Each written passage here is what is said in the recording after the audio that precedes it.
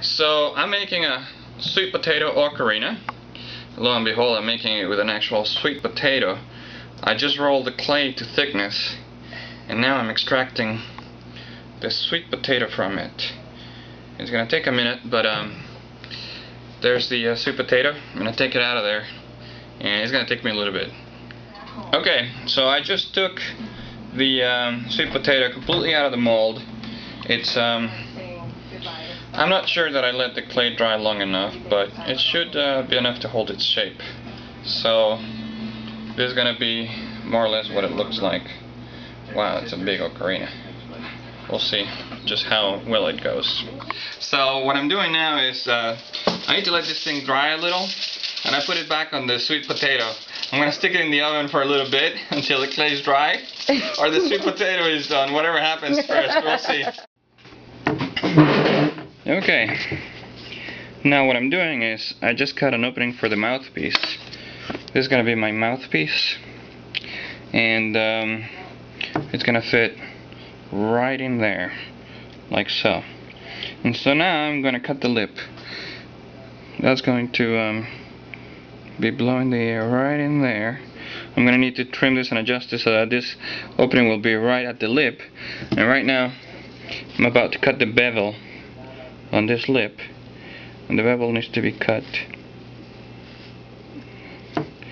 towards the inside of this, and I'm trying to make it as perfectly flat as possible. I'm trying this method that I saw on Green Verdugo's website since I've been lucky enough making my small ocarinas, but this time I wanted to make one that was a bigger sweet potato ocarina. And because I like this method because it seemed to let me really shape the lip of the whistle as close to bevel, razor sharp as I can, because I'm hoping that'll give me a good sound on the high notes. Okay, so that put the undercut on the lip, and trying to keep everything as clean as possible. And now for the cut on the outside, I'm just going to eyeball it as close as possible, and here goes that cut.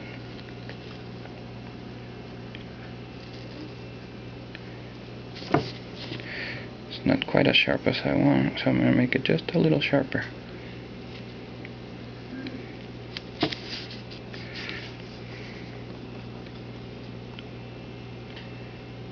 There we go, that's fairly sharp there.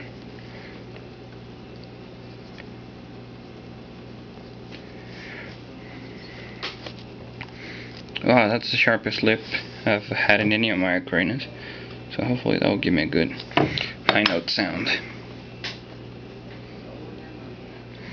So that's a sharp lip. Hopefully will be exactly what I need. Alright, so this is where I'm at so far. I cut the voicing just like I showed before, and I'm following the advice that I saw online. I kind of put it back together just temporarily. I put that bead of clay around it, and I just temporarily stuck the mouthpiece on it. It's making a sound, which is a B3, but this will shrink a little, and I don't know if it's gonna end up as oh no, actually from the B it should go to a C, so that's what I'm hoping for. It's a B3, so I'm hoping it's going to end up as a C4. Okay, so I'm starting to put it together, and now I'm going to start cutting some holes for it. I'm going to cut a couple of thumb holes and a few finger holes here on the top. It's going to be pretty big. It's going to be pretty comfortable finger-wise, but it's going to be heavy, so I'm going to start marking the fingers around it. So the way I'm going to do that is I'm just holding it kind of like the way I hope to be playing it. So about there looks right, and I'm going to start marking the holes for my left hand.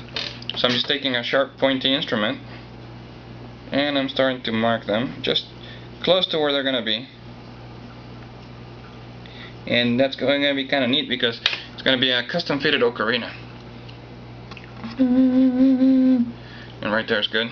So I'm going to keep marking this finger positions just so that I know where to drill the holes.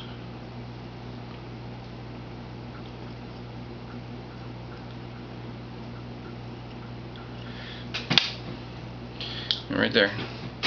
Does that show? More or less. No. Well, that's enough of a marking so that I know where to put the holes. So what I'm doing right now is I'm tuning the ocarina. I downloaded a software called a chromatic tuner for my computer. And it actually shows on the screen the key that I'm playing. And it's pretty cool because I can actually adjust it. So I adjusted it one note down and lets me tune it that way because I'm hoping that when I fire it, it's gonna go up one note based on everything I've read so far. So I adjusted it -1, so when I play the lowest, it's actually a B, it should go up to a C. And here's where I am so far.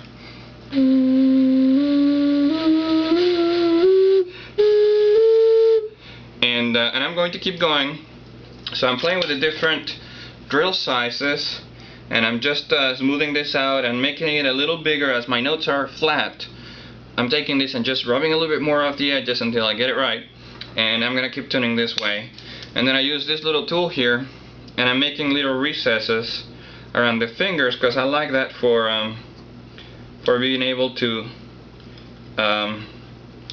cover the holes with my fingers a little bit. I like that recess in there.